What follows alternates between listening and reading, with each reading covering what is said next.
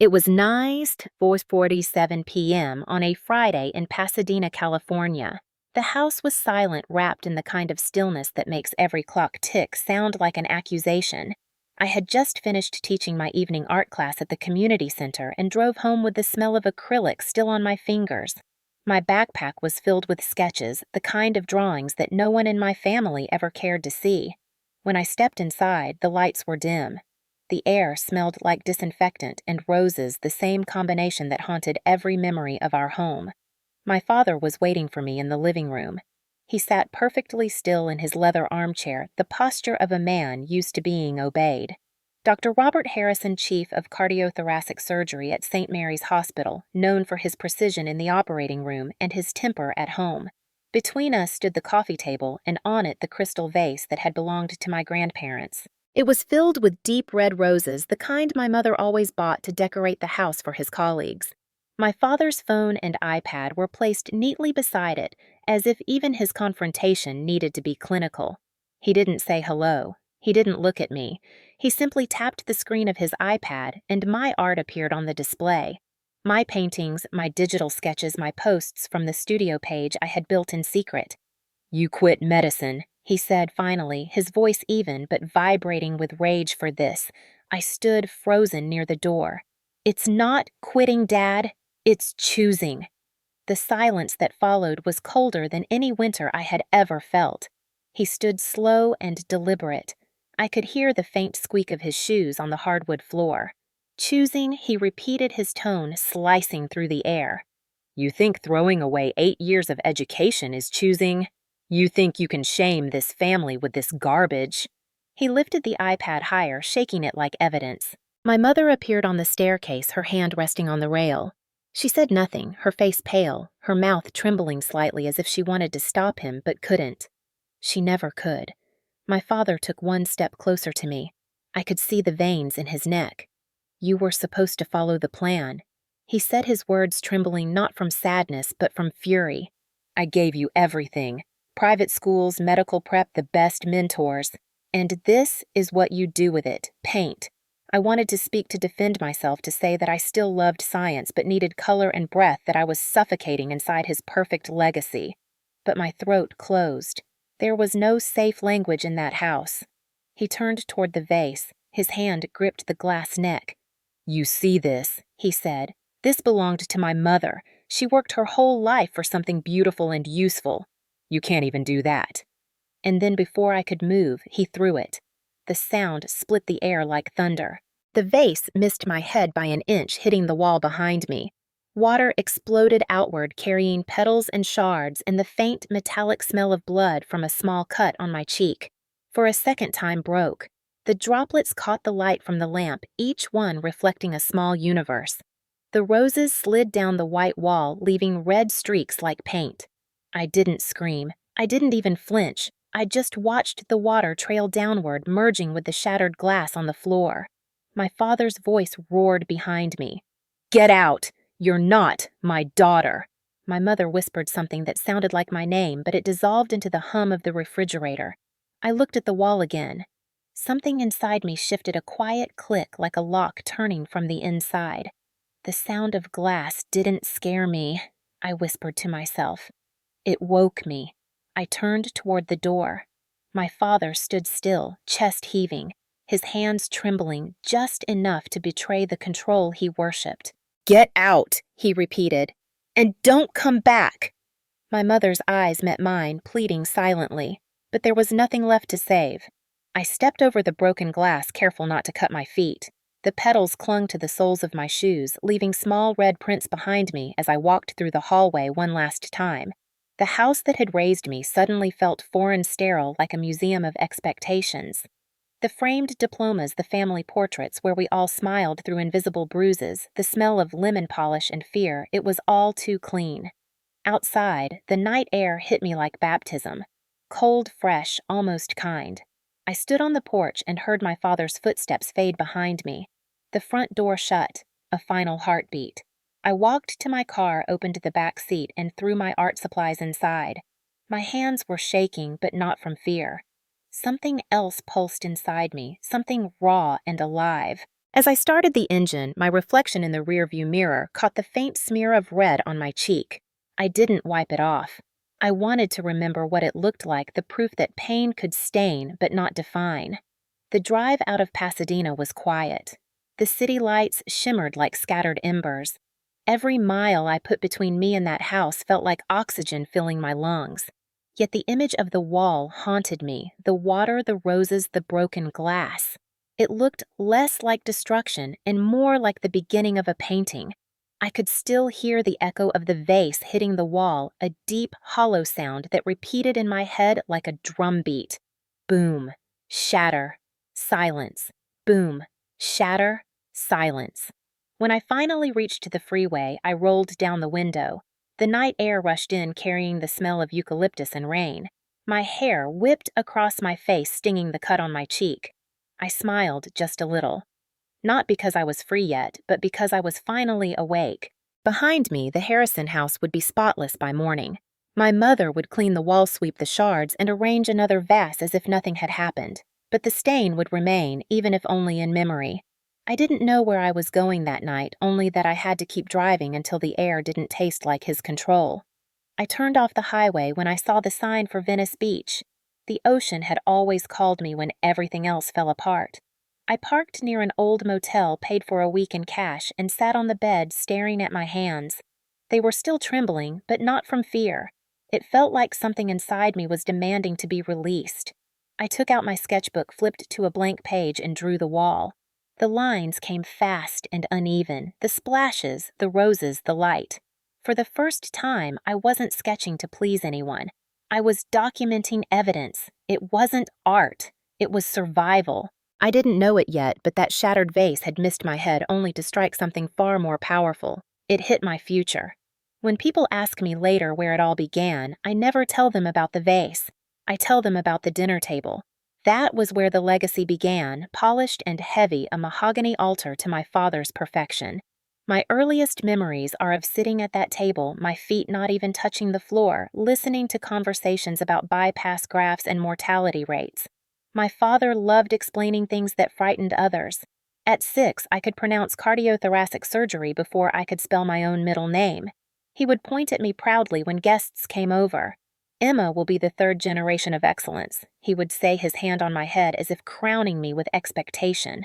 I smiled because that was the only safe answer. My mother would glide around with her tight smile and her perfect pearls, refilling wine glasses and correcting my posture with a gentle tap. Every part of our home existed for show: the piano that no one played, the diplomas framed in gold, the family portraits that looked like magazine ads for success. We were the Harrisons, a brand more than a family. My father's colleagues envied his career and pitied his wife. My brother Daniel was the prodigy, the son who shadowed him in surgery at 19. I was the afterthought, the daughter who drew faces on napkins and saw stories in light. My mother called it a phase 1 she was sure I would outgrow once I understood the responsibility of our name. I never did. At 15, I entered an art competition for the California Youth Festival and painted a portrait of my grandmother from an old photograph. It was the first time I saw my father's expression collapse from pride into disgust. He didn't even come to the exhibit. When I won first place, I brought home the certificate, excited, shaking. He didn't look up from his medical journal. "You're wasting good discipline on nonsense," he said. "That hand could be holding a scalpel." I remember walking back to my room, the certificate trembling in my hands and hiding it behind my textbooks. That night, I could hear him and my mother arguing. She said, "She's gifted." He said, "She's distracted." That was the night I learned there was no room for art in the Harrison lineage. Everything beautiful had to be useful, measurable, profitable. My father believed art was indulgence, the disease of the unambitious. By 17, I had memorized the anatomy of the heart, but had no idea what to do with my own. When college came, I enrolled in pre-med at Stanford because saying no to him felt impossible. The day he dropped me off, he shook my hand instead of hugging me. "Make me proud," he said, as if pride were a task on a checklist. For the first 2 years, I survived on caffeine and fear. I studied until my eyes burned, drew in secret between classes, and pretended not to notice the weight that kept pressing down on my chest. I painted in the margins of my lab notes little shapes and colors that reminded me I still existed. My roommates didn't understand how someone could live with such silence. They threw parties. I cleaned up after them and called it therapy. In my third year, I failed my anatomy practical. The professor said I hesitated too long before making the incision. My hands were steady, but my heart wasn't in it. I called my father that night to tell him I wanted to transfer to art school. There was a long pause, then his voice like cold metal. "No Harrison walks away from medicine." He hung up. I sat on the dorm floor staring at my phone until the screen went black. The next morning, my tuition payment had been frozen. He had called the university and withdrawn financial support. I was 19, broke, and terrified. My mother sent me a check for $500 hidden inside a sympathy card with no signature. I took a part-time job at a campus art supply store and finished the semester on my own. The owner, a retired painter named Ellen, became my first mentor. She told me something I never forgot.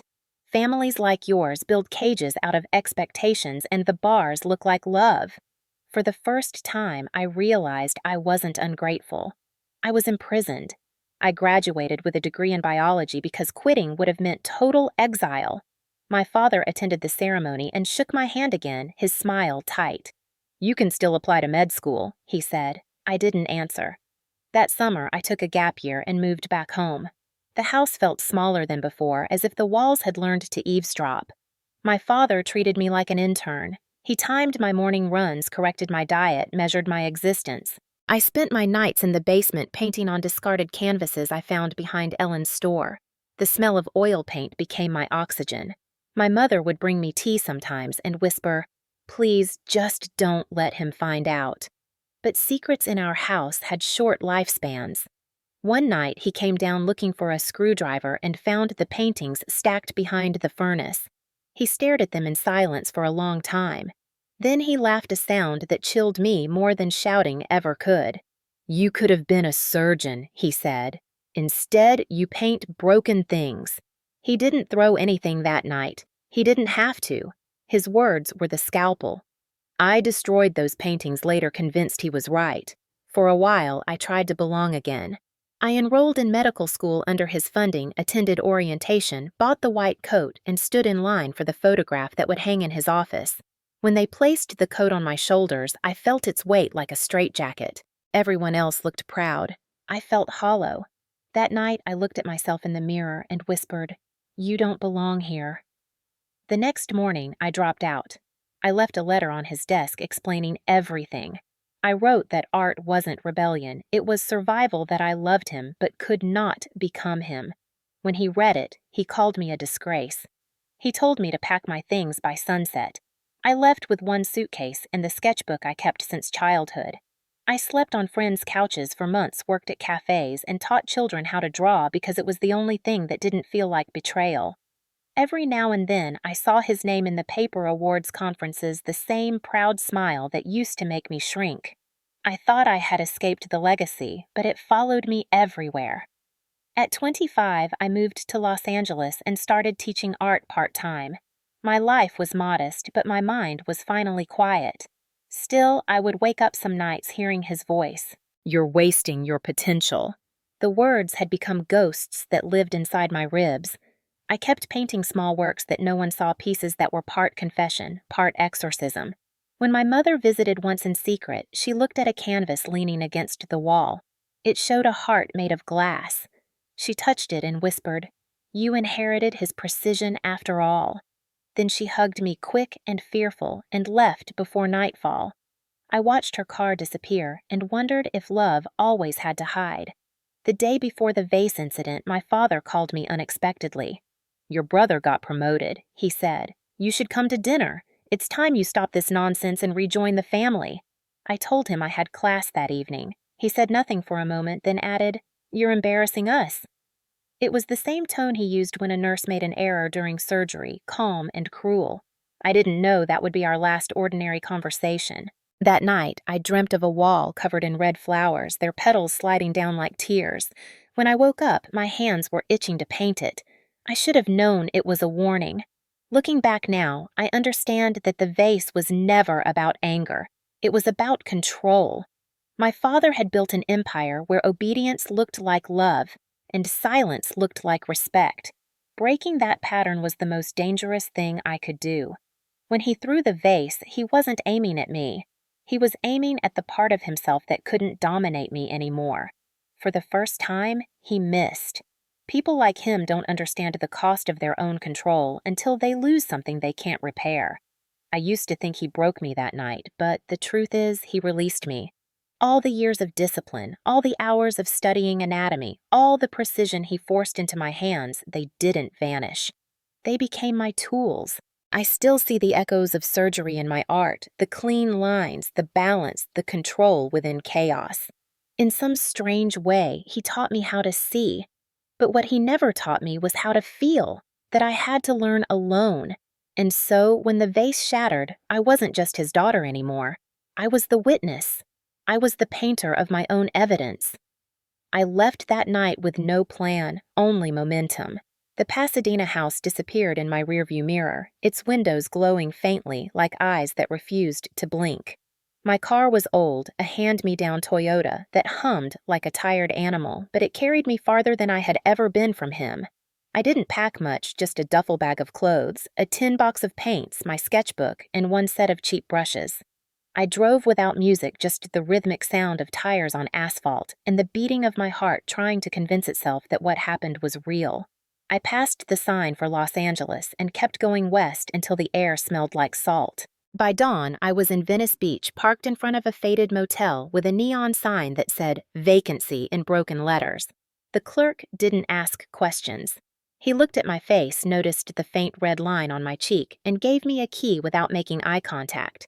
The room smelled of dust and sea air, the kind of space that had seen too many people running from something. The wallpaper was peeling, and there was a crack running from the ceiling to the floor like an old scar. I placed my sketchbook on the nightstand and sat on the bed, staring at the ceiling. The silence was so complete that it felt like sound had been erased. For the first time in years, there was no one telling me what to do. No footsteps on the stairs, no rules to obey. The freedom was almost terrifying. I slept for 12 hours straight, then woke up disoriented, unsure which life I was living. When I opened the blinds, sunlight poured in bright and unfiltered. It illuminated the imperfections in the room, the chipped paint, the uneven floor, the stains on the wall, but instead of feeling disgust, I felt comforted. Flaws made sense to me. They were honest. I walked to a small art supply store down the street, run by an old couple who greeted me with a kindness I didn't know how to return. I bought a few tubes of acrylic, a small canvas, and a roll of tape. When the owner handed me my change, he said, "You look like someone who's about to start something." I smiled weakly. Maybe. Back in my room, I filled a glass of water from the tap and set it on the table beside the window. The light caught it refracting into dozens of tiny rainbows across the wall. For a moment, I just watched it shimmer. The image of my father throwing the vase replayed again, but this time it felt slower, almost poetic. The way the water had exploded, the way the roses had hit the wall, it was horrifying then, but now it was pure composition. Lines, color, motion. I could see art in it, and that realization frightened me. Was I really turning that kind of pain into beauty? Or had I finally learned how to survive it? I decided to test it. I poured some of the water on the motel wall and watched it trickle down, leaving trails that looked like veins. The plaster darkened, then began to dry unevenly, leaving soft shapes like smoke. Without thinking, I grabbed the canvas and began to paint. My hands moved faster than my thoughts. Blue and red mixed into something muddy alive. I painted the wall I had seen the night before the explosion of glass, the petals midair, the way the water ran like tears. I didn't try to make it neat. I just let the chaos have a voice. Hours passed. When I stepped back, my knees were shaking. The canvas was still wet, but I could already see it, the moment of impact frozen forever. The painting looked violent and fragile all at once. I named it impact because that's what it was, the sound, the strike, the moment everything changed. My throat tightened. I sat on the floor staring at it and realized I was crying for the first time in years. Not quietly, but with deep shuddering sobs that came from somewhere buried. The tears hit the floor, mixing with drops of paint. I whispered, "It's not art. It's evidence." The room smelled of acrylic and salt water, and for the first time, that scent didn't remind me of hospitals. It smelled like something new. I didn't have a plan for what to do next, but instinct told me I had to let people see it. I took a photo of the painting under the afternoon light, the brush strokes still glistening. I uploaded it to my social page, where I sometimes posted sketches for my students. The caption came easily. Sometimes destruction is just creation misunderstood. I locked my phone and went for a walk along the beach. The wind was cold and gulls screamed overhead. I watched the waves break relentless and sure, and wondered if healing was supposed to feel this lonely. By the time I returned, the post had 50 likes. By midnight, it had 500. I watched the numbers climb without understanding what they meant. Comments started flooding in from strangers. This feels like my divorce. I see my mother in this. How did you paint my trauma? I refreshed the page until I couldn't keep my eyes open. The next morning, my phone buzzed non-stop. Art blogs were resharing it, calling it raw, haunting, unfiltered emotion. Someone wrote, "This is what truth looks like on canvas." I sat on the edge of the bed, stunned. I wanted to call my mother to tell her that I had done something good, but I didn't. She would have told him, and I wasn't ready for him to see me again, not yet. I spent the next days painting non-stop each canvas, an echo of that night. I painted the sound of glass, the silence afterward, the color of fear. Every time I finished, I felt lighter. I didn't know if the world would care, but I did. Each stroke was a reclaiming of something he had taken. I took odd jobs to pay the rent. Waitressing, teaching weekend workshops, but the art was all that mattered. Some nights I would wake up gasping, dreaming of that moment when the vase shattered. I would see the petals frozen midair and remember that I hadn't flinched. That small act of defiance became my anchor. I started to understand that survival isn't just leaving, it's transforming. I stopped wearing makeup to hide the faint scar on my cheek. It became my reminder, my signature. Sometimes I caught people staring at it and I let them. It was my first piece of truth. Venice Beach slowly became home. The sound of waves replaced the hum of hospital machines that used to fill my childhood. I rented a small studio above a surf shop painted through the nights and felt my hands becoming steadier, stronger. One evening, I met a woman named Clara who ran a local gallery.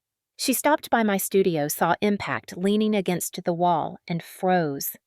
"That's alive," she said softly, "like it's still moving." She offered to feature it in her community showcase. I hesitated, thinking of my father's inevitable rage if he ever saw it. Then I remembered his words. "Get out. You're not my daughter." He had already erased me. What did I have to lose? I agreed. The night of the small show, people crowded the gallery. The air smelled of wine and salt. Impact hung in the center under a single spotlight. People whispered as they looked at it. Some cried quietly. I stood in the corner, invisible, watching them react to a story they didn't know but felt anyway. For the first time in my life, I realized I didn't need my father's validation. I had strangers seeing me clearly. After the show, Clara hugged me and said, "You should keep going. You have something people need." On my walk home, I stopped at a thrift store and bought a small vase. Not crystal, just plain glass. I filled it with wildflowers and placed it beside my bed. The flowers wilted within a week, but I didn't replace them. I liked watching them decay, slowly, the petals falling one by one. There was beauty in endings, too. I kept painting. I didn't know it then, but that single post, that single act of courage would be the first ripple in a storm I couldn't yet imagine. 3 days after the gallery showcase, everything changed again. I woke up to the sound of my phone vibrating on the nightstand like it was alive. The sun had barely risen, but the notifications were endless. I rubbed my eyes, still half asleep, and opened my page. Impact had gone viral. Not just local viral, but global. Thousands of shares, hundreds of thousands of comments, articles quoting my caption, and strangers dissecting every brushstroke. I scrolled through headlines that didn't feel real. The painting that captures pain. Unknown artist breaks the internet with a single canvas. Who is Emma Harrison? My heart pounded so hard I thought it might bruise my ribs. I set the phone down and stared at the painting leaning against the wall, still there, still mine. It looked the same, but suddenly it wasn't. It had become everyone's mirror. My email inbox flooded with requests from journalists, art critics, and collectors. I ignored most of them, terrified it would all vanish if I looked too closely. I went to work that day as if nothing had happened, made cappuccinos for surfers who didn't know they were being served by someone whose life had just exploded online. By the afternoon, the owner of the cafe turned the tablet around and showed me a news site. "Is this you?" he asked, grinning. My painting filled the screen, my name in bold letters. I laughed, then cried, then laughed again. That night, I received an email with the subject line, "Your work moved me." It was from a man named Marco DeLuca, an American-born art collector living in New York. He introduced himself politely, like someone used to being taken seriously, but not trying to intimidate. He said he had lost his wife in an accident 2 years ago, and that my painting made him feel something for the first time since. The email ended with one question: would you be open to selling it? If so, please name your price. I read it 5 times. I didn't have a manager, didn't know how to price art, didn't even know how to talk to collectors. I typed back a short message. "Thank you for reaching out. I've never sold a piece before. I don't know what it's worth." His reply came within minutes. "Then, let's find out together. Are you available to meet in Los Angeles? I'll fly out this weekend." I sat there staring at the screen, my pulse racing. This couldn't be real, but I said yes. On Saturday morning, I met him at a quiet cafe near Santa Monica Pier. He was in his late 40s, tall with silver at his temples and kind eyes. He carried a leather folio and wore a linen jacket that looked almost too soft for the city. "You must be Emma," he said, shaking my hand. "I feel like I already know you through your work." His voice was warm, unhurried, the kind that made you lower your guard. We talked for hours. He told me about his wife Lucia, who had been a sculptor. She believed art was the only way to speak without words, he said, his eyes wet. When she died, I stopped collecting. But your piece reminded me why I ever cared. I told him what inspired the painting, though I left out the most violent details. He didn't press. He just listened, really listened the way no one ever had. When the check came, he placed a folded envelope on the table. "This is my offer," he said. Inside was a number that made my stomach twist, $18,000 and $1,000. I stared at it, speechless. "You should consult a lawyer," he added. "I'll have the paperwork drawn through a legitimate channel. No rush. I want this to be done right." My throat tightened. "Why me?" I whispered. "Because the world needs to see this," he said. "You didn't just paint your pain. You painted ours." It took 2 weeks for the deal to close. Lawyers, appraisers, signatures, and disbelief. After taxes and fees, I received roughly $12 million wired into my account. I remember logging in and staring at the balance, thinking there had to be a mistake. $12 million for something I painted on a borrowed canvas in a motel room. I didn't buy champagne. I didn't even tell anyone. I sat on the floor of my apartment wrapped in silence, staring at my hands. They didn't look like the hands of a millionaire. They looked like mine, cracked and stained with dried paint. Marco arranged for Impact to be displayed at the Museum of Modern Art in New York under the title The Moment Between Break and Bloom. The opening night photos flooded the internet again, and suddenly everyone wanted to know who I was. Articles described me as mysterious, reclusive, a woman who turned domestic trauma into visual poetry. My inbox filled with invitations to panels and talk shows. I ignored most of them. I wasn't ready to perform my pain for cameras. I wanted to paint. I wanted to breathe. I used part of the money to pay off student loans I'd never finished paying and donated quietly to the art center where I used to teach. The rest I decided would build something new. I found myself scrolling through listings late at night until I saw it, a modern glass and stone house in Santa Monica perched on a cliff overlooking the Pacific. It had high ceilings, open light, and no walls narrow enough to trap a scream. The price was $15 million. I paid in full. The day I got the keys, I walked through the empty space, my footsteps echoing like applause. Sunlight spilled through the windows, scattering across the marble floors like water. I stood in the main room and whispered, "You made it." Then immediately after, "Now what?" Because success doesn't erase pain. It just gives it better lighting. For weeks, I wandered the house like a guest in someone else's life. I filled it slowly, plants, canvases, the smell of turpentine instead of bleach. One wall was reserved for impact, which Marco returned to me temporarily so I could photograph it before the museum tour. I hung it in the center of the living room. When morning light hit the brushstrokes, the reds turned to gold. The wall that once bled now glowed. I caught myself tracing the edges of the painting one morning and whispering, "The wall he stained with anger became the wall I built my life upon." A journalist from CNN reached out asking for an interview. Against my better judgment, I agreed. We sat in my studio cameras rolling the ocean visible through the window. She asked about my father and I smiled politely. "I didn't plan revenge," I said. "I just painted what happened." That line spread faster than the painting ever had. People began quoting it on social media, printing it on t-shirts, tagging me in their stories. I wasn't ready for the weight of becoming a symbol. Yet part of me understood that the world wasn't applauding my suffering. They were recognizing their own through it. Pain once shared becomes community. Some nights I walked barefoot across the cool stone floors and felt the air shift heavy with ghosts of the past. The house was silent, but not empty. I imagined my younger self sitting by the window, sketching with trembling hands, whispering, "One day." That day had come, but she didn't feel victorious. She felt relieved. Still, fear lingered in small ways. I'd hear footsteps in the hall that weren't there, the echo of my father's voice calling my name in anger. Trauma doesn't leave when money arrives. It hides in reflections in quiet moments between accomplishments.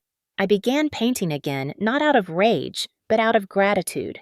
Series after series poured out of me light, through broken glass flowers blooming from shards, portraits of women looking away from their pain rather than drowning in it. Critics called it the reclamation phase of my work. I called it breathing. When the first series sold out, I didn't feel triumph. I felt calm.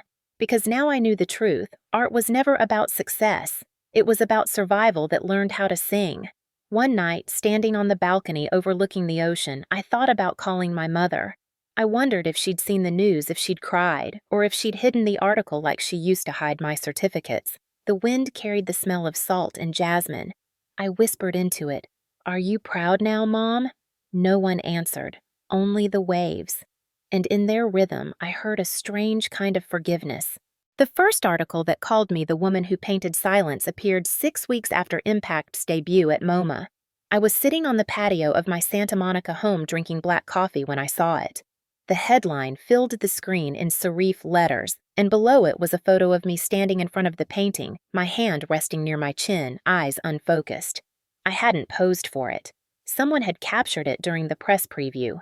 The article described me as an artist who turned trauma into transcendence, a phrase that made my skin prickle. I didn't feel transcendent. I felt raw. But the words stuck. Soon interviews, podcasts, and features followed. CNN filmed a short segment at my studio. The host asked, "Do you forgive your father?" I paused for a long time before answering.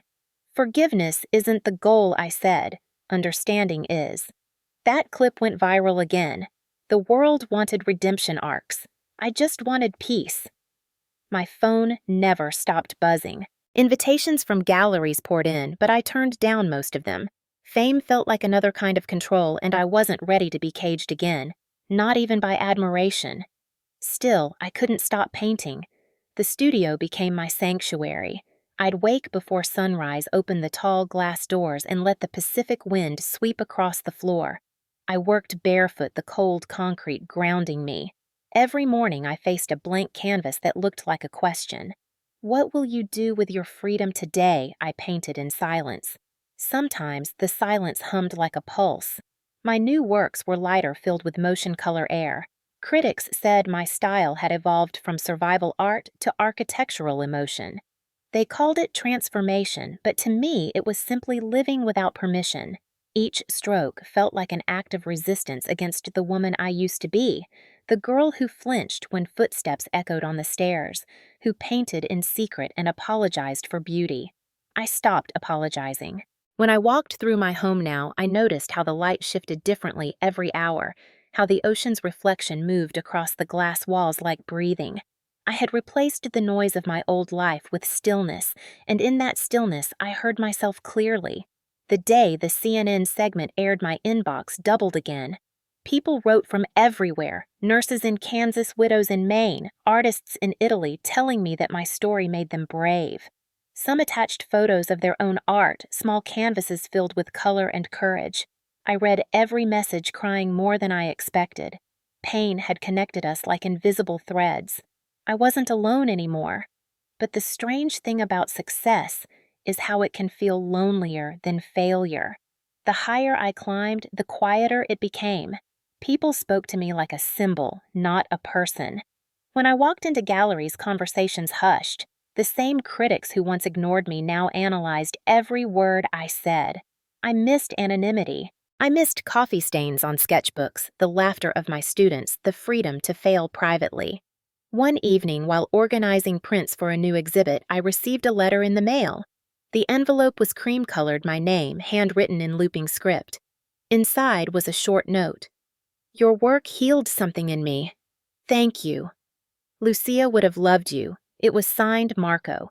He had attached a small Polaroid, my painting hanging in his New York penthouse, sunlight touching the reds just like it did in my living room. I held the photo for a long time. That night, I opened a bottle of wine and stood before my own copy of Impact. The moonlight made it glow faintly silver. I whispered, "We made it, didn't we?" The painting didn't answer, but the silence felt like approval. With part of the remaining money, I began something I'd been dreaming of quietly, the Impact Foundation. It would fund art therapy programs for women who had experienced domestic violence. I hired a small team, including 2 of my former students, and rented a workspace in downtown Los Angeles. The first workshop hosted 12 women. They arrived, timid eyes, wary hands folded tight. I recognized that posture. I had worn it for years. We didn't start with introductions. I simply placed canvases in front of them and said, "Paint the sound of your silence." Some painted black storms. Some painted open doors. One painted a single red streak and nothing else. When we finished, the room was filled with something holy. Not religion, not pity, just release. One woman, Maria, came to me afterward and said, "I didn't know I could breathe until today." I hugged her, feeling tears on both our cheeks.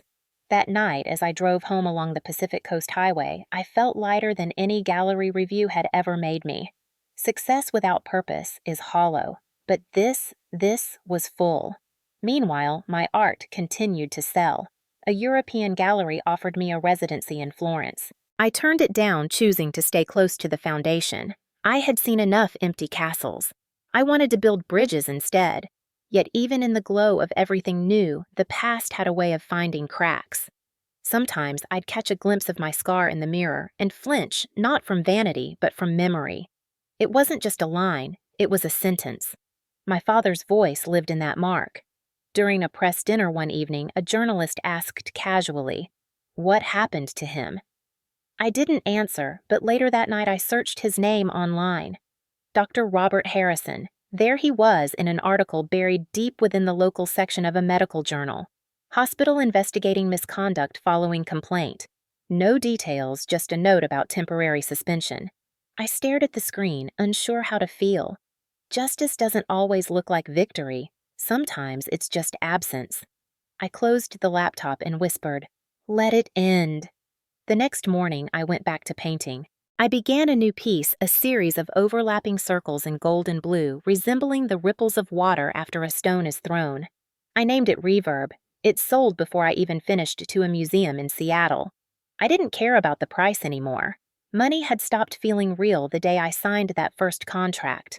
What mattered now was connection, impact, and peace. On weekends, I opened my home studio to the public. People came not for autographs, but for conversation. They asked about color, not fame. Children ran barefoot on the patio while I taught them how to mix light into water on canvas. Their laughter filled the spaces that used to echo with silence. Once a little girl tugged my sleeve and said, "Did you paint that because someone hurt you?" I looked down at her honest eyes and said, "Yes, but it doesn't hurt anymore." She nodded as if that made perfect sense. That was the moment I knew I had healed, not because I forgot, but because I could tell the truth without shaking. As months passed, my name became less of a headline and more of a whisper. That was fine by me. I had no interest in staying famous. I wanted to stay free. Some nights I sat by the ocean sketching waves in the dark, feeling them break and rebuild endlessly. That was my art now, an endless act of rebuilding. In the distance, the city lights shimmered like constellations of unfinished stories. I thought about my father wherever he was and hoped he had found something like stillness. I didn't wish him harm. That would keep me tethered. I wanted nothing. Nothing is freedom. When people asked what my next big goal was, I smiled and said, to paint until I stopped needing to explain why. The truth was simpler. I had already reached the summit. Now I just wanted to live on it quietly. In the mornings, I still whispered to the sea.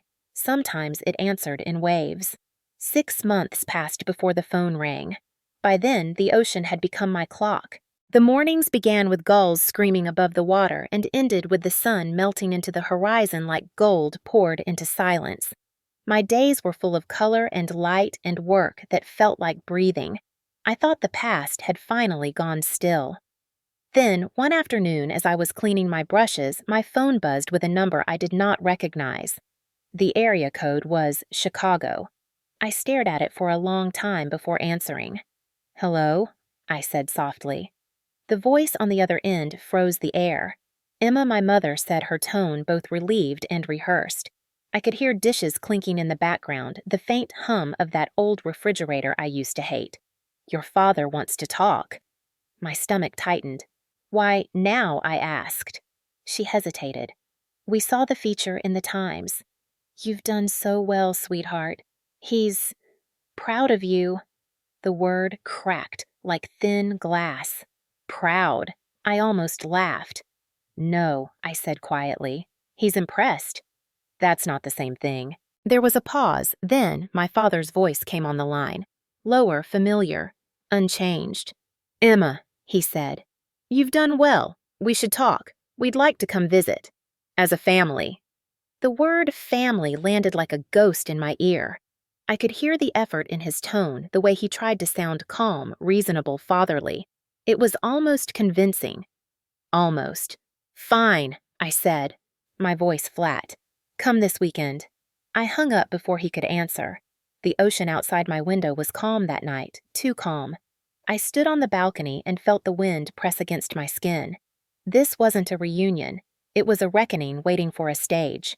Saturday arrived bright and merciless, the kind of day when the sky is too blue to trust. I woke early, brewed coffee, and walked barefoot across the stone floor, my heart steady but my hands trembling slightly. At 10 a.m., a black rental SUV pulled up the driveway. I watched through this glass wall as my parents stepped out, blinking against the California light, like travelers from another world. My father wore a navy blazer despite the heat, his posture still military straight. My mother wore pearls and carried a homemade cake as if politeness could bridge 10 years of silence.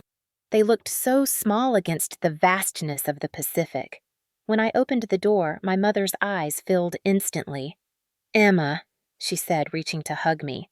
Her arms hovered in the air when I didn't move. "Come in," I said, stepping aside. My father's gaze swept across the house, calculating. "You really bought this?" he asked. "No," I said. "I earned it." My voice was calm, controlled. He looked around unimpressed, but I could see the tension in his jaw, the twitch near his temple. Money used to mean control in his world. Now it didn't. I led them into the great room.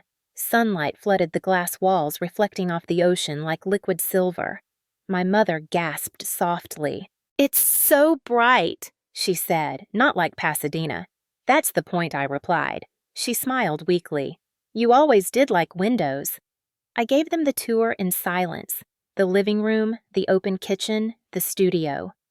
My father paused when he saw the massive painting on the far wall. Impact. It glowed under the morning light, every stroke alive, every drop of red transformed into gold. He didn't speak, just stared. My mother finally whispered, "It's beautiful." I nodded. "This is the one that started everything." My father's expression didn't change. "So this," he said, gesturing toward it, "is what replaced medicine." His tone was somewhere between disbelief and accusation. "No," I said softly. "This is what replaced silence." We moved to the patio for lunch.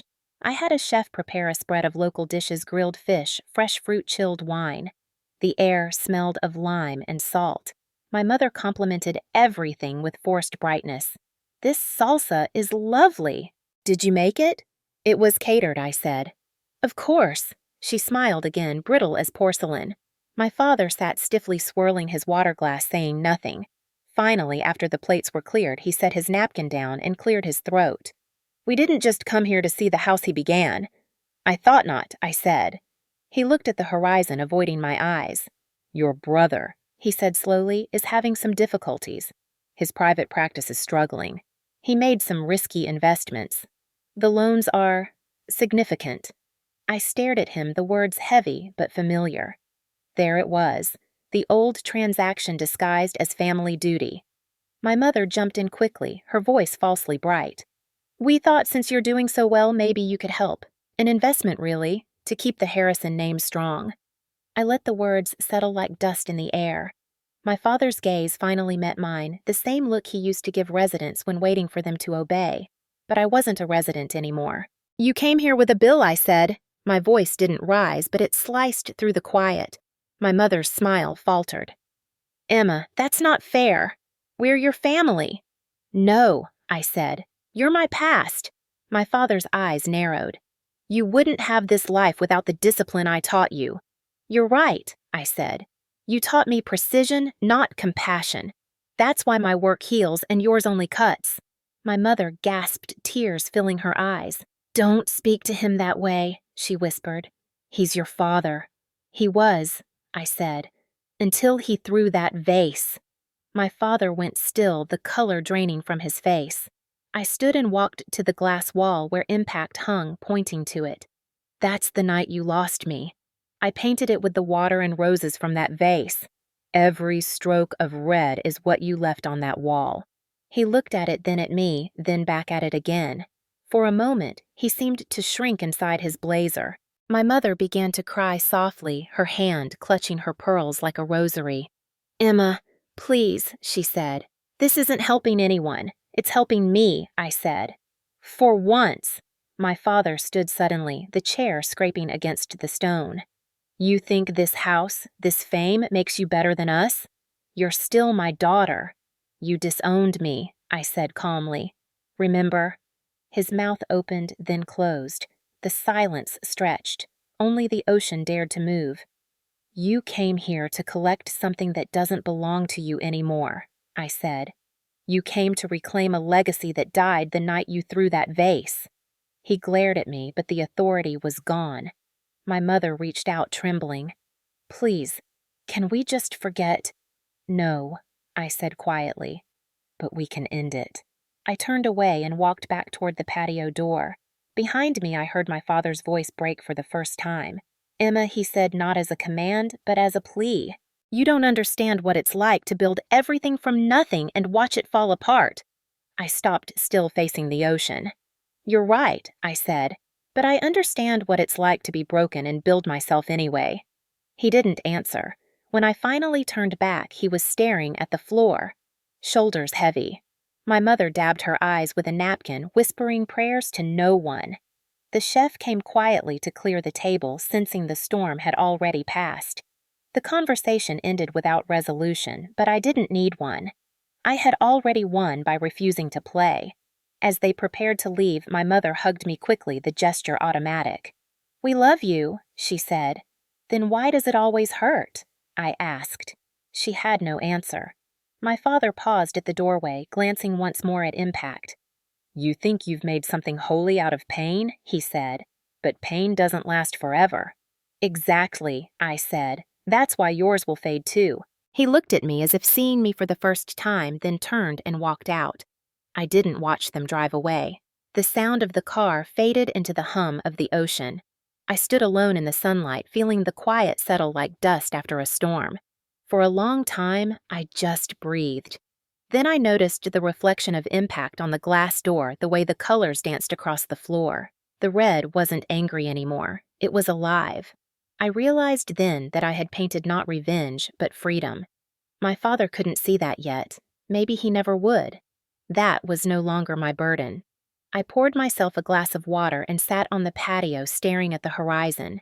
The same horizon they couldn't bear to face. The Pacific stretched endlessly before me, vast and forgiving. Somewhere behind it, the past was sinking quietly beneath its own weight. The silence after they left felt heavier than their presence. It was the kind of silence that pressed against the skin, demanding to be acknowledged. I sat there for a long time, watching the last shadow of their car disappear down the winding driveway, the ocean wind rustling through the palms. My chest rose and fell, slow and deliberate, like I had just survived something that tried to swallow me whole. I thought that would be the end of it. But reckoning never asks for permission. It just arrives quiet and inevitable. 2 weeks later, I received a letter in the mail. No return address. Inside was a printed article clipped from a medical journal. The headline read, "Dr. Robert Harrison under review. Following allegations of workplace misconduct." The text was brief and clinical. It mentioned anonymous complaints from hospital staff about verbal abuse and inappropriate conduct toward residents. I stared at the words until they blurred. I should have felt vindicated. Instead, I felt hollow. Justice, when it finally came, did not roar. It whispered. My mother called that evening, her voice trembling. "Your father's been suspended," she said. "They're investigating. It's all over the hospital." I could hear the panic beneath her words. She wasn't worried about him. She was worried about what people would think. "He'll be fine," I said, though I didn't believe it. "He's always fine." "Emma," she whispered, "please don't say anything to the press. Promise me." "I don't talk to the press, Mom. They talk to me." She hung up without another word. I sat in my studio staring at the half-finished painting before me, my hands still. The image was of a figure standing before a storm, her hair turning into birds. I didn't know if she was about to fly or be torn apart. I realized then that justice and peace are not twins. They rarely arrive together. The next day, my phone rang again. This time, it was a journalist from a Chicago paper. "Ms. Harrison, we're covering your father's suspension. Would you like to comment?" I laughed softly. "No," I said. My art already did. The line went quiet, then clicked off. I looked around my studio at the sunlight spilling across the floor and thought about all the years I had begged that man to see me. Now, the whole world was looking at him instead, and not with admiration. There was a strange symmetry to it, but the truth was simpler. I didn't want revenge. I wanted release. That evening, I walked down to the beach barefoot, the sand cool beneath my feet. The tide was coming in waves, folding over themselves like memories repeating. I stood there letting the water reach my ankles and whispered into the wind, "I forgive you." The ocean took the words without reply. Forgiveness is not about erasing the past. It's about letting go of its gravity. Still, the reckoning continued. A few days later, I got an email from one of his former residents, a young woman named Dr. Anita Kumar. She wrote, "I saw your interview on CNN months ago. I didn't understand it then, but I do now. Your father once humiliated me during a surgery. I almost quit medicine. Thank you for showing the world that silence can be broken differently." I read her message 3 times. For the first time, I felt something close to peace. Not triumph, not pride, but stillness. The legacy my father had worshipped was crumbling, but out of its ashes, something honest was growing. One evening as I was cleaning my brushes, the phone buzzed again. Another Chicago number. Against my better judgment, I answered. It was my father. His voice sounded smaller, slower. "They've suspended me indefinitely," he said. "The board says there were too many complaints to ignore." I said nothing. He continued, "I don't expect you to care, but I thought you should know. Why I asked. Because you're my daughter," he said. "No," I replied. "I was." The silence that followed felt endless. "You've destroyed me," he said finally. "No," I whispered. "You did that yourself. I just stopped covering for you." He started to say something, then stopped. The call ended abruptly. I stared at the phone until the screen went dark. I didn't cry. I just felt the air shift lighter somehow. The next morning, headlines spread across the internet. Renowned surgeon under investigation for decades of abuse. Reporters connected the dots, linking his suspension to the viral art that had started my career. They called me again for comments. I ignored them all.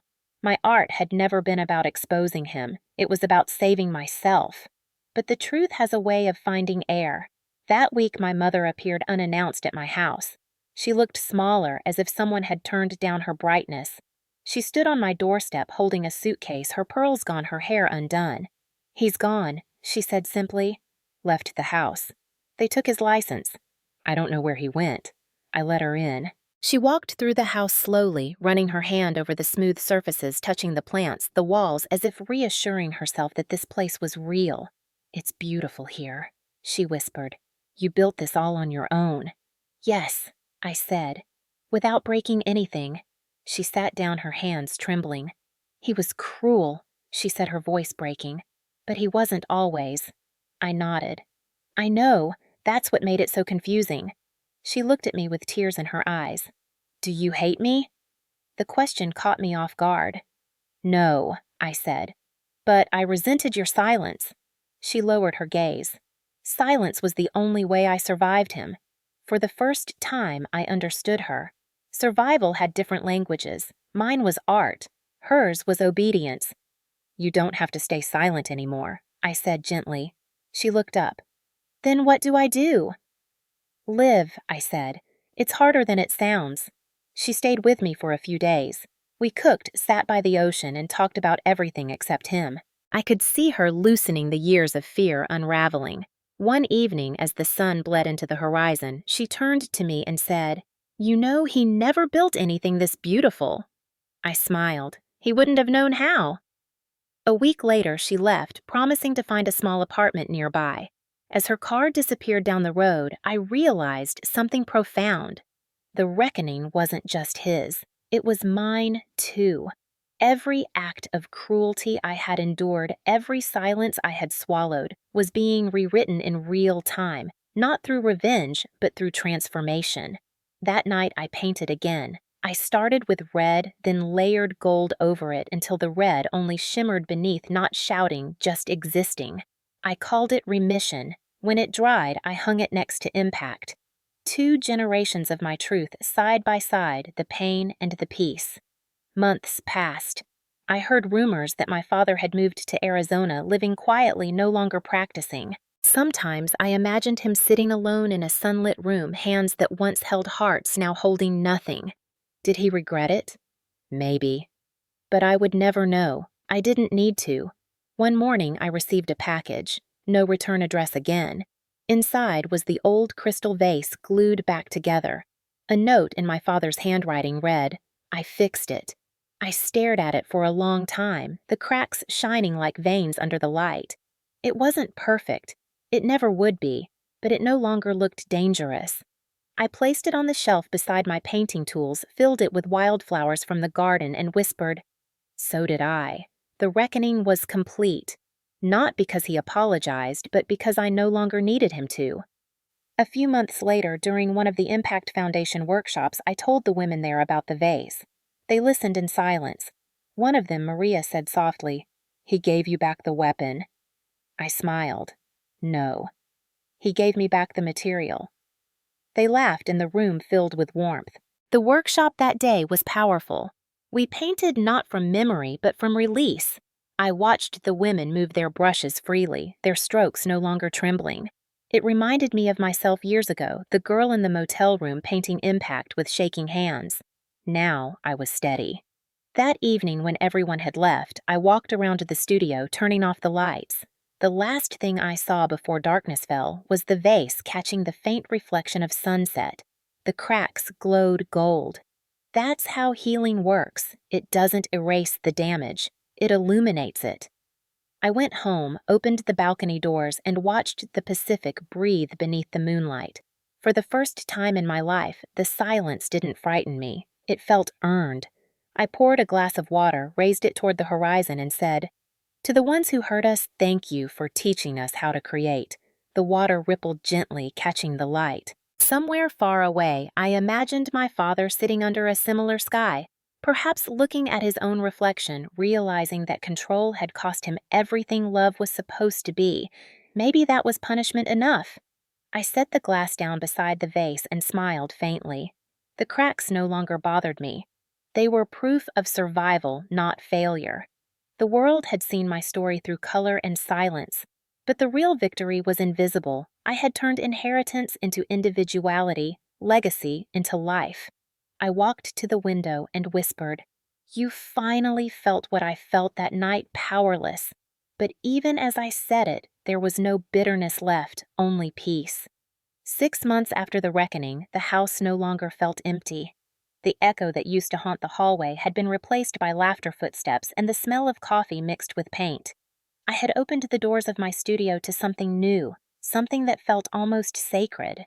We called it Impact Studio, named after the painting that had started everything, but it was more than a place to paint. It was a sanctuary for women rebuilding their lives from the ashes of violence. The first morning it opened, I arrived early barefoot, a mug of tea in my hands. Sunlight poured through the glass windows and spilled across the concrete floor. I walked slowly, touching each easel, each jar of brushes, making sure everything was ready. When the first group of women arrived, they were quiet, hesitant, their eyes heavy with the kind of pain that doesn't need words. I recognized it instantly because I had worn that same expression for years. I began the session without introductions. I simply said, "Paint whatever silence feels like to you." At first, no one moved. Then a woman named Hannah picked up a brush and made a single dark stroke across the canvas. Another followed, then another. Soon the sound of bristles filled the air like rain. Some cried quietly while they worked. Some laughed through tears. The room began to breathe. I moved between them slowly, offering no correction, no instruction, just presence. At the end of the day, we stood in a circle surrounded by wet canvases that shimmered under the light. Each painting was different, but together they told the same story, pain transformed into power. When I asked how they felt, one woman whispered lighter. Another said seen. That was enough. That night, I stayed late to clean up. The air smelled like turpentine and hope. I turned off the lights and looked out at the Pacific. The waves were slow, steady, forgiving. I thought of my father, my mother, the house in Pasadena that no longer existed in my life, and realized I didn't hate them anymore. Hate takes energy. I was finally too tired for it. The next morning, I woke up early and drove to Marco's gallery downtown. He had flown in from New York to see the new studio. He hugged me the moment I arrived. "You did it," he said. "You turned survival into service." "I didn't plan it," I said. "It just felt like the next right thing." He smiled. "That's how all great things begin." He showed me a wrapped package he had brought from New York. "Lucia would have wanted you to have this." Inside was one of her sculptures, a small bronze figure of a woman kneeling, her hands cupped together holding light. "It's called Rebirth," he said. I placed it in the center of the studio later that day where sunlight hit it every afternoon. It became our silent guardian. As the weeks went on, more women came, teachers, nurses, mothers, survivors from all walks of life. The laughter grew louder, the colors brighter. They began bringing music snacks, even their children. The studio became a community. Every Friday, I hosted an open evening where we painted together in silence for an hour, then shared stories. Some were hard to hear stories of bruises and betrayals of voices silenced and dreams deferred. But by the end of each session, there was always laughter. Healing had a sound. It was messy and human and beautiful. One evening, a young woman named Elise approached me after class. She had painted a field of broken glass that somehow looked soft. "Do you ever stop hurting?" she asked. Her voice trembled. I thought about it for a moment. "Not really," I said. "But one day you'll paint something so beautiful it won't matter." She smiled, and in that moment, I saw my younger self reflected in her eyes, the same uncertainty, the same fragile strength. When she left, I stayed behind and wrote her name in my notebook next to a line I had written months ago. "Pain remembered is art. Pain released is freedom." That night, as I drove home along the Pacific Coast Highway, I passed by a stretch of beach where bonfires flickered in the sand. Families laughed, children ran with glow sticks, the world felt alive. I rolled down the window and the wind tangled my hair. For the first time, I realized that happiness doesn't always arrive with fanfare. Sometimes it just sits quietly beside you and breathes. My mother called that weekend. She had rented a small apartment nearby and started volunteering at the foundation. It feels strange, she said, being useful for something that's not about appearances. It looks good on you, I said. She laughed softly. Your father sent another letter, she added. I didn't open it. Good, I said. Some doors don't need reopening. She paused. He asked if I'd tell you he's sorry. I sighed. Let him be. She didn't argue. I knew she understood. The next month, I hosted an exhibition at the studio titled Broken Light. Every artist who had attended the workshops contributed a piece. The walls were covered in color and confession. Reporters came, cameras flashed, but this time the attention didn't feel invasive. It felt earned. The women stood proudly beside their work, their names displayed in bold. When one of them sold a painting for the first time, the entire room clapped until she cried. Marco attended the opening standing in the back, quietly smiling. When the evening ended, he handed me an envelope.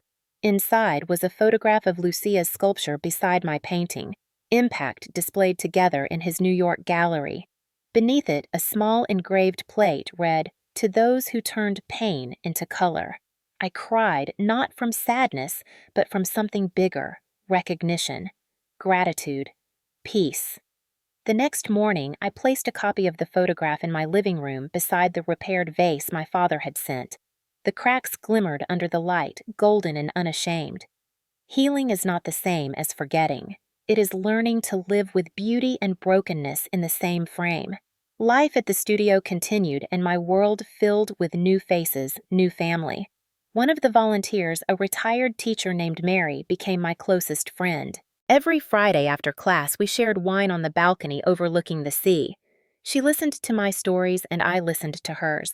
She once told me, "You know, Emma, families aren't only born, they're built." I smiled. I'm building mine in brushstrokes. As the foundation grew, we received messages from across the country. Other artists wanted to replicate the model. We started partnerships in Oregon, New Mexico, and Maine. Sometimes I traveled to visit them, standing in rooms full of strangers who felt like pieces of myself scattered across different cities. Each time I saw the same spark, the moment someone realized they could create instead of collapse. That was the miracle. One night, as I closed the studio, I found a small gift left on one of the easels. It was a handmade card. Inside, written in careful handwriting, were the words, "Thank you for giving me back my hands." I held it against my chest, tears slipping down my face. Healing had a cost, but it was worth every scar. At home, my studio walls were now filled with paintings that didn't scream, they whispered. Gentle blues, soft golds, the colors of peace. I no longer painted destruction, I painted aftermath. Every morning I walked through the house and touched the repaired vase, the bronze sculpture, the photo from Marco. These objects had become my new relic symbols of faith and recovery. Sometimes on quiet evenings, I would walk down to the beach with Mary and the others from the studio. We built small fires, played music, and shared food. We told stories of the lives we left behind, not with bitterness, but with pride. We had survived, and survival deserved celebration. One evening as the waves rolled in, Mary asked, "Do you ever think about what you'd say if he called again?" I stared at the horizon. "Nothing," I said. "I think silence would say it better." She nodded. The fire crackled sparks drifting upward like fireflies. I realized then that forgiveness wasn't a sentence, it was a practice. Every day I chose peace over anger, creation over destruction, presence over pain. That was the art of living. The night grew colder, and I wrapped myself in a blanket. The sea shimmered endless and alive. I looked at the women around me, laughing free, unafraid, and felt something settle deep in my chest. I had lost one family, yes, but I had built another one that didn't demand perfection, only honesty. These people, these survivors, were my blood now, my chosen family. And as the stars emerged, scattering light across the sky, I whispered, "We made it." It was late afternoon when I realized the light in my studio had changed. The golden hour in Santa Monica had a way of turning everything sacred, like the sun itself was whispering forgiveness through glass. I stood by the window, paint still on my fingers, watching the ocean catch fire with color. The waves looked like they were made of molten gold. It had been a year since I last spoke to my father. A quiet year, a peaceful year. And yet peace has a strange way of making you remember. My phone buzzed on the table behind me. I wiped my hands on a rag and picked it up. There was a voicemail from an unknown number. I pressed play. His voice was older, slower. "Emma, I was wrong. About everything. Can we talk?" That was it. No explanation. No apology beyond the tone. The silence that followed felt heavier than the words. I sat down on the floor, leaning against the cool glass. Outside, the wind picked up, rattling the eucalyptus trees. For a moment, I imagined answering, flying back to Chicago, sitting across from him one last time. But the image dissolved almost immediately. Some stories are not meant to be retold. They are meant to be finished. I listened to the message again just to be sure it was real, then deleted it. The sound of it vanishing was softer than I expected. My reflection stared back at me from the darkened screen. I didn't look like the girl from Pasadena anymore. That girl had been erased by time, paint, and choice. I whispered to the glass. Forgiveness isn't something you give back. It's something you live forward. The ocean beyond the window shimmered endless and forgiving. That night, I couldn't sleep. I walked through the house barefoot, touching the objects that now defined my life. The repaired vase, the bronze sculpture, the photograph from Marco, the paintings that lined the hallway. Each one was a chapter of survival. When I reached the studio, the moonlight illuminated the two canvases that had become my story, Impact and Remission. I sat between them, knees pulled to my chest, listening to the quiet hum of the night. I thought about the first time I had stood in a room like this, terrified and shaking, painting through pain because words had failed me. Now I painted through peace. Growth is not a straight line. It is a spiral. You keep meeting the same lessons until you learn to face them with softer hands. In the morning, I opened the balcony doors. The Pacific air swept in, cool and salt-laced. Down on the sand, I saw two of the women from the studio walking with their children, their laughter carried by the wind. It was the kind of simple scene my father would never have understood: joy without achievement, love without transaction. I smiled. That afternoon, I recorded a short video for our Foundation's channel. The camera focused on my hands as I mixed colors, not my face. My voice was calm. When I was 27, my father threw a vase at me. It missed. But in a way, it didn't. It hit my future instead. I painted that moment, and that painting changed everything. Pain, transformed into art, becomes power. But power without purpose is just another prison. So I built something out of the pain, a place where no one has to flinch when they create. I paused, letting the silence breathe.